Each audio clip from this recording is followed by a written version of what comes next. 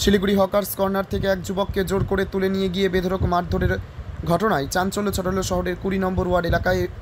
একই সঙ্গে ক্রিকেট ম্যাচকে কেন্দ্র করে সংঘর্ষে উত্তপ্ত হয়ে ওঠে শিলিগুড়ির বাগরাকোট এলাকা। স্থানীয় সূত্রে জানা গিয়েছে, কিছুদিন আগে 20 নম্বর ওয়ার্ডের জ্যোতিনগর কলোনিতে একটি ক্রিকেট ম্যাচ চলাকালীন ডাঙ্গিপাড়ার কিছু যুবকের সঙ্গে স্থানীয়দের ছেলেদের বচসা বাঁধে। সেই বিবাদ পরে কাউন্সিলরের হস্তক্ষেপে মিটে গেলেও রবিবার তারই জেরে হকার্স কর্নারের এক দোকানে কর্মরত এক যুবকের ওপর হামলা চালায় 15 থেকে 20 জনের একটি দল। তাকে তুলে নিয়ে গিয়ে ডাঙ্গিপাড়ায় বেধড়ক মারধর করা হয়। গুরুতর জখম অবস্থায় স্থানীয় বাসিন্দারা তাকে উদ্ধার করে হাসপাতালে ভর্তি করান। এই ঘটনাকে কেন্দ্র করে এলাকার বাসিন্দারা শিলিগুড়ি থানায় বিক্ষোভ দেখিয়ে দোষীদের গ্রেপ্তারের দাবি জানান। থানায় একটি লিখিত অভিযোগ দায়ের হয়েছে। পুলিশের পক্ষ থেকে ঘটনার তদন্ত শুরু হয়েছে।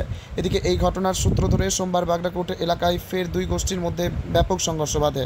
চলে ইট পাটকেল ছোড়াছুড়ি, ভাঙচুর হয় একাধিক বাড়িঘর ও দোকান। উত্তেজনার মধ্যে 18 থেকে 20 নম্বর ওয়ার্ডের তৃণমূল কাউন্সিলরও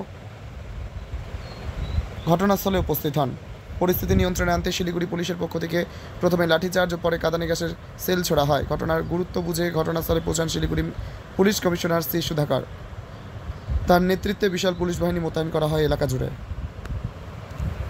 তার জন্য আমরা সকাল থেকে চেষ্টা করছি, স্থানীয় জনগণের একটু ক্ষোভ বিক্ষোভ রয়েছে।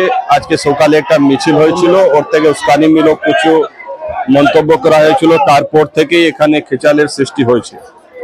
একটা রাজনৈতিক দল মানুষের মধ্যে বিভেদ সৃষ্টি করে নিজের জয় নিশ্চিত করতে চাইছে, সেটা বাংলার মানুষ কোনোদিন হতে দেবে না। আমরা এখানে আছি, পুলিশ বল আছে, কিছু মানুষের ক্ষোভ বিক্ষোভ আছে, ওটা চলছে। কিছুদিনের মধ্যেই ব্যাপারটা শান্ত হবে আমার আশা।